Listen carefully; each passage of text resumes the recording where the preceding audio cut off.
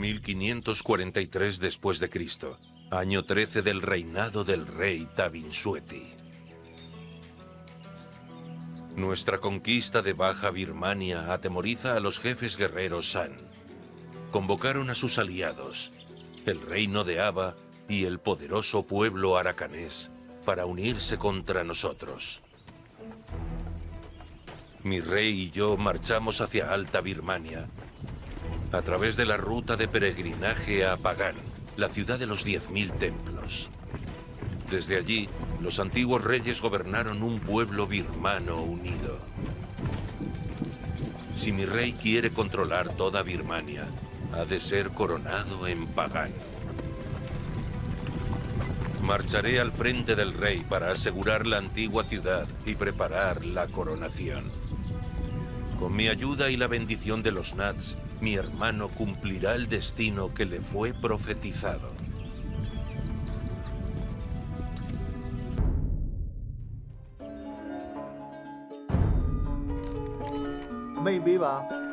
Necesitaremos oro para la coronación del rey.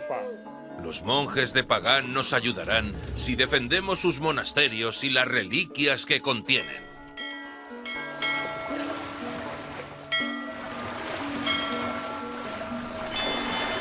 Nuestros enemigos se acercan. Son poderosos, así que debemos ser como una cobra. Cuando alcen sus manos contra nosotros, los atacaremos donde estén indefensos.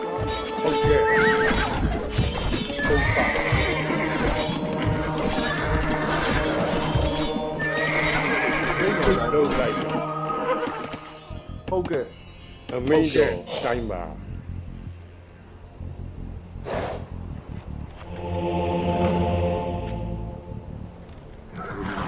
Paya Tanga.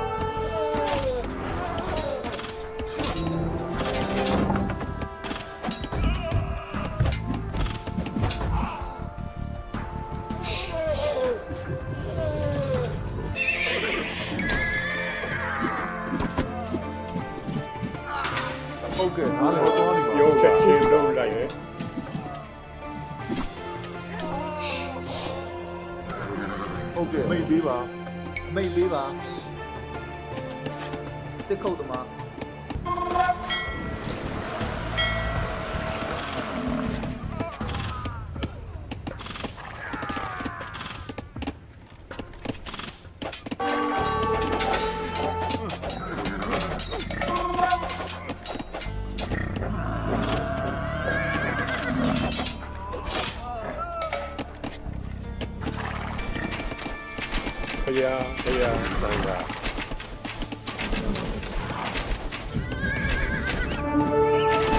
Yoga.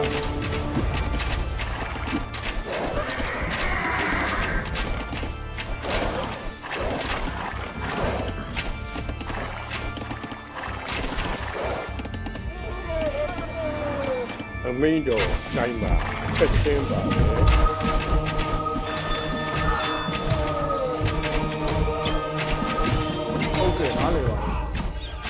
Okay, Paya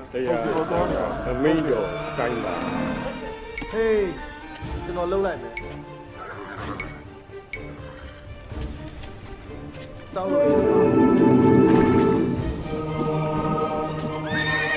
Yoga.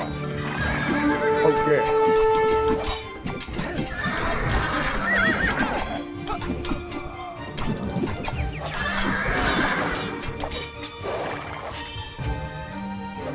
Amigo, okay.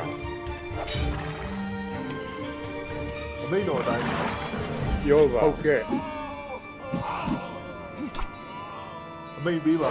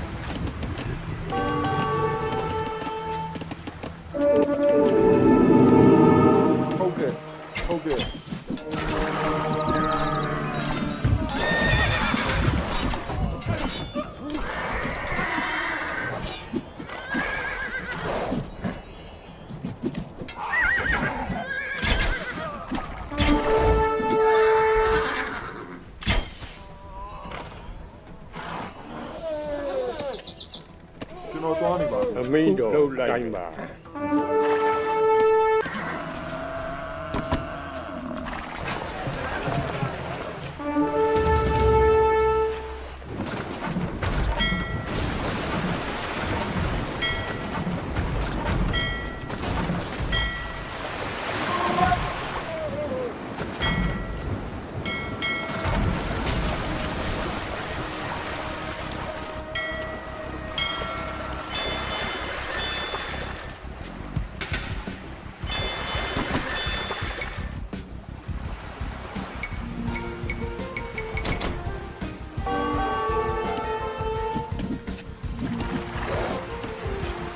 မိတ်ပေးပါတက်ကြ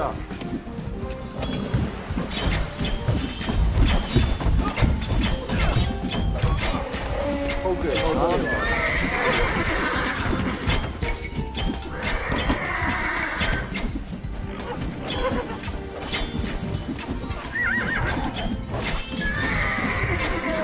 မိတ်ပေးပါမိတ်တော်တိုင်း ချက်ချင်းပါပဲ ကျွန်တော်သွားနေဟုတ်ကဲ့ ဟုတ်ကဲ့ဟုတ်ကဲ့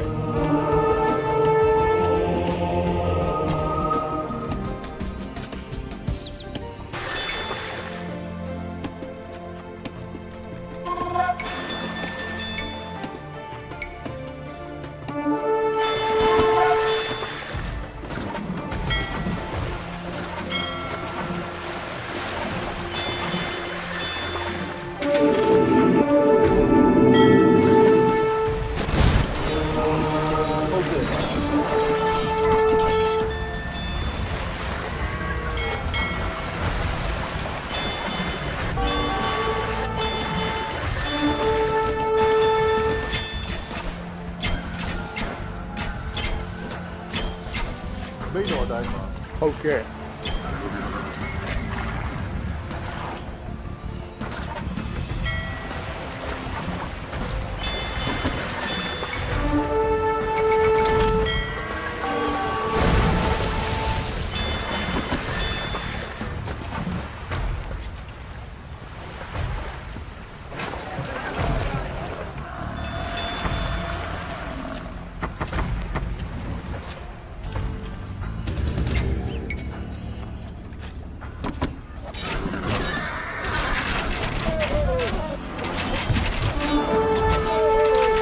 ပြော ဟု ပါ တ်ကဲ့မိတ်ပေးပါကျွန်တော်သွားနေပါပြီမိတ်တော်တိုင်းပါနားလည်ပါတယ်ဟုတ်ကဲ့တက်ကြ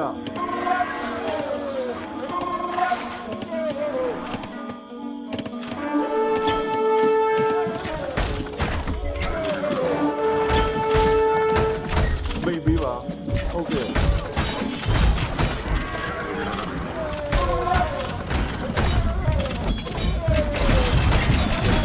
အားလုံးတိုင်း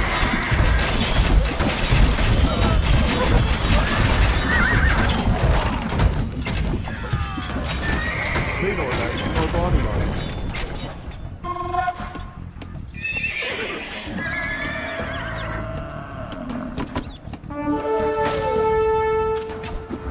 မိတ်ပေးပါ ခုလုံးလိုက် Me alegra verte, hermano. Caminarás a mi lado durante la marcha de coronación en Pagán. Pero antes es necesario deshacernos de unos invitados molestos. မိတ်ပေးပါအားလေပါဟုတ်ကဲ့ကျွန်တော်သွားနေပါ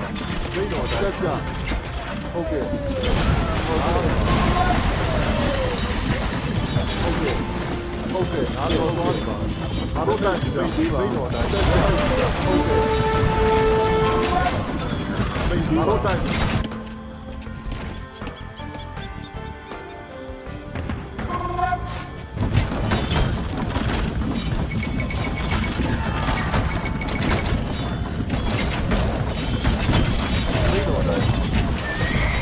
တက်ကြဟုတ်ကဲ့ကျွန်တော်သွားနေပါ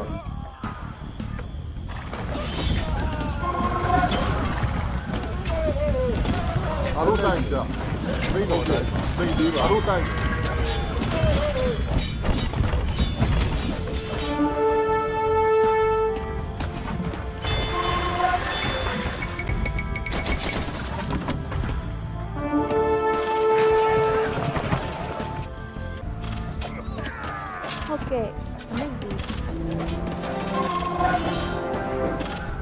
မိန်တော်အတိုင်းပါ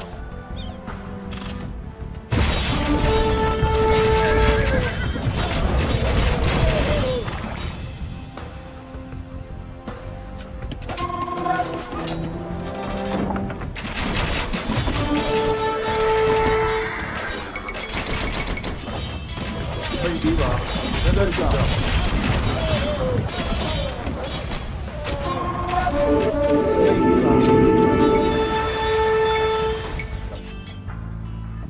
စောင်းလို့ရေးသမားစောင်းလို့ရေးသမား ဟုတ်ကဲ့မိတ်ပြီးပါနားလေတော့သွားတယ်ဘာလို့တိုက် ဘုရားဟုတ်ကဲ့ မိတ်တော်တိုက်ဟုတ်ကဲ့ဆက်ကြမိတ်ပြီးပါဘာလို့တိုက်ဟုတ်ကဲ့မိတ်ပြီးပါဘာလို့တိုက်မိတ်တော်တိုက်ဟုတ်ကဲ့ဆက်ကြဟုတ်ကဲ့မိတ်တော်တိုင်းကျွန်တော်သွားနေပါပြီမိတ်ပြီးပါဟုတ်ကဲ့သွားနေပါဟုတ်ကဲ့ဟုတ်ကဲ့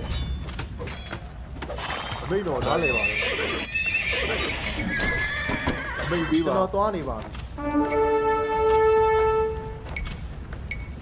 စောင်းလို့ရေးသမားစောင်းလို့ရေးသမား မိတ်တော်ကျွန်တော်သွားနေပါ အသင့်ပဲစောင်းလို့ရေးသမား မိတ်ပြီးပါ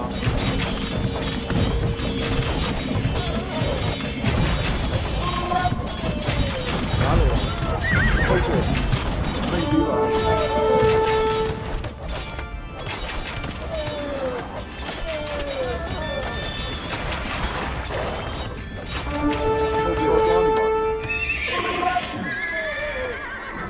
ဟုတ်ကဲ့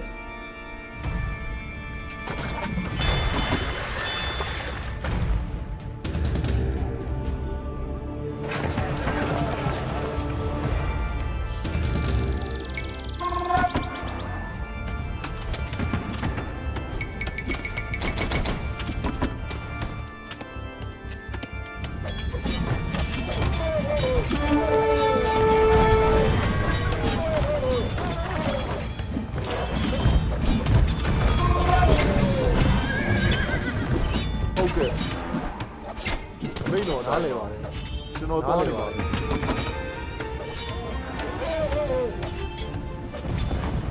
ယောဂ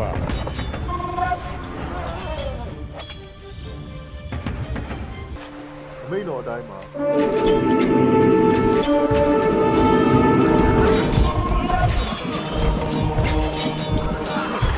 မိတ်ပြီးပါ ဟုတ်ကဲ့ဟုတ်ကဲ့ဟုတ်ကဲ့ ဘာလို့တိုင်းမိတ်တော်ကြ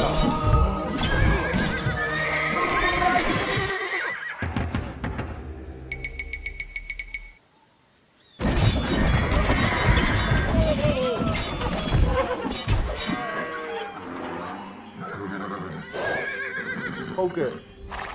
ကျွန်တော်သွားနေပါပြီ ဘုရားဘုရားသံဃာ ဟုတ်ကဲ့ မိတ်တော်တိုင်းပါ မင်းရောတိုက်ပါ မိတ်ပြီးပါ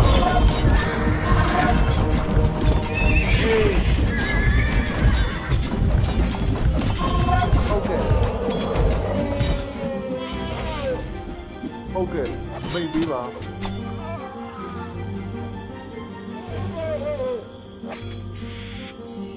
ဘုရားချက်ချင်းပါသံဃာ မိတ်တော်တိုင်းပါ အသင့်ပဲစောင်းလို့ရေးသမား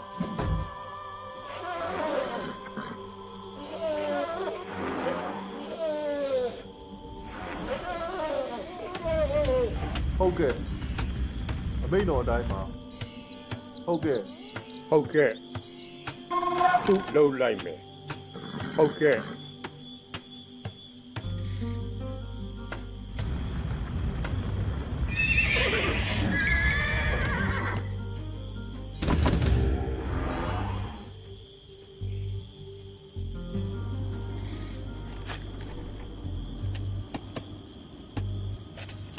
ဟုတ်ကဲ့နားလည်ပါတယ်မိတ်ပေးပါကျွန်တော်သွားနေပါပြီ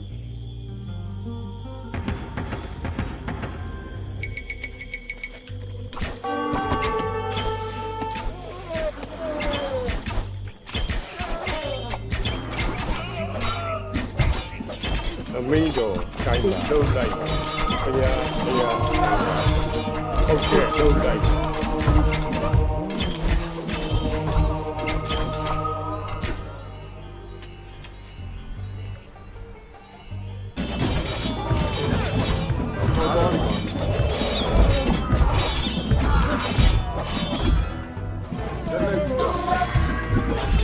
မိတ်တော်တော့သွားနေပါ ပြောပါ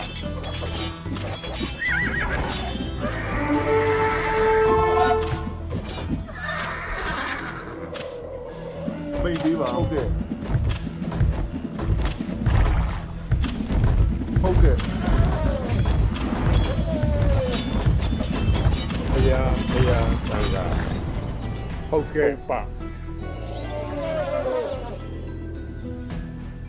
မိတ်ပေးပါကျွန်တော်သွားနားလည်ပါတယ်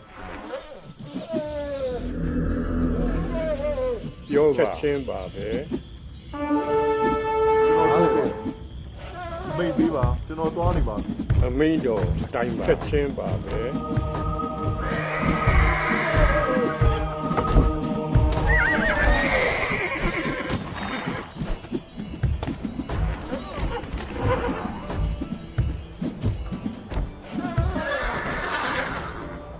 ဟုတ်ကဲ့နားလည်ပါတယ်အမိတ်တော်အတိုင်းပါဟုတ်ကဲ့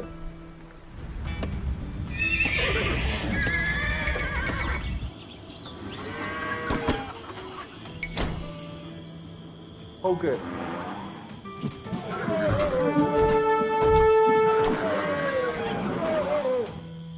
အမိတ်ပေးပါ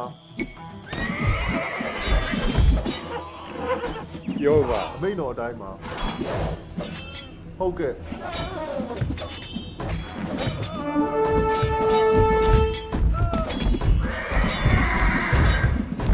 အမိတ်ပေးပါ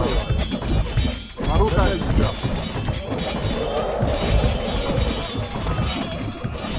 မိတ်တော်တော့သွားနေပါ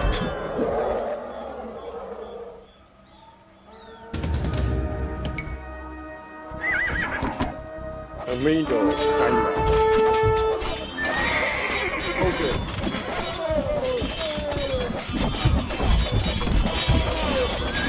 မိတ်ပေးပါတက်ကြတော့တိုင်း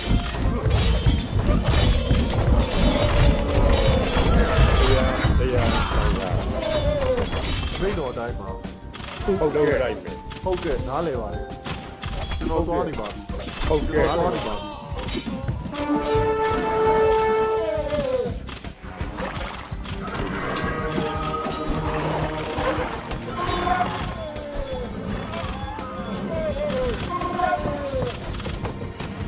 အမင်းတော်တိုင်းပါ မိတ်ပေးပါကျွန်တော်နားလည်ပါကျွန်တော်သွားနေပါပြီ ပြောပါ ဟုတ်ကဲ့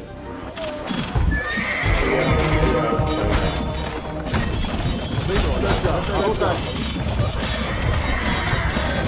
လက်နဲ့ကြည့်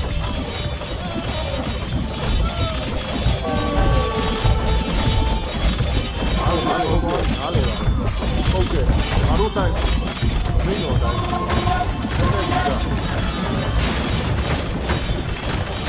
တက်ကြ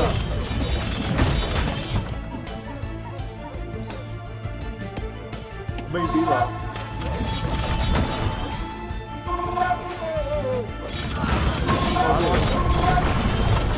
ဟုတ်ကဲ့ Esta antigua corona será de mi hermano.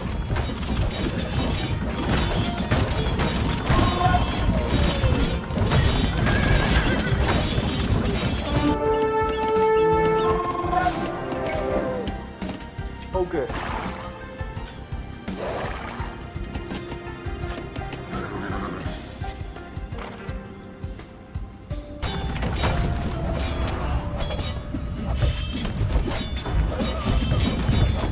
ပေးပါ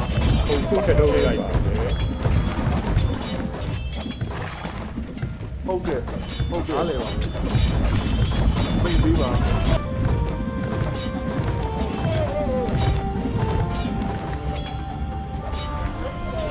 အမင်းတော်တိုင်းပါ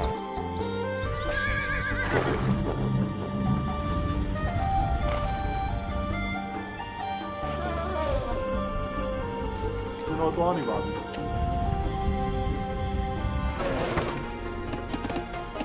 ဟေး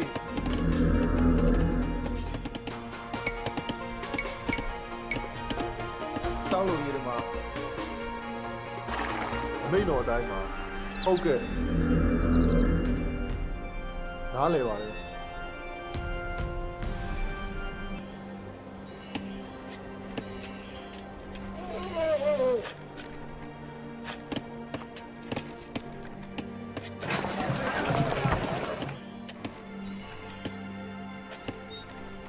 Los monjes de Pagán reconocen a nuestro rey. Gobernará Birmania con la sabiduría y la justicia del Chakrabarti.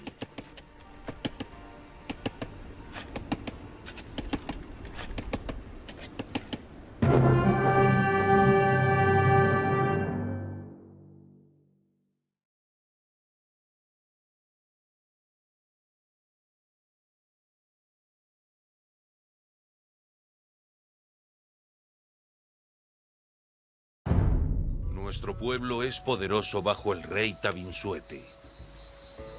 Los mejores guerreros, monjes y estadistas de Birmania vienen a nuestra corte. El rey me nombró jefe de su gobierno, pero me preocupa mi hermano.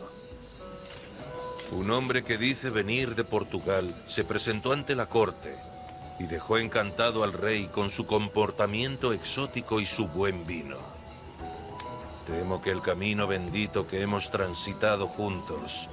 llegue a un trágico final.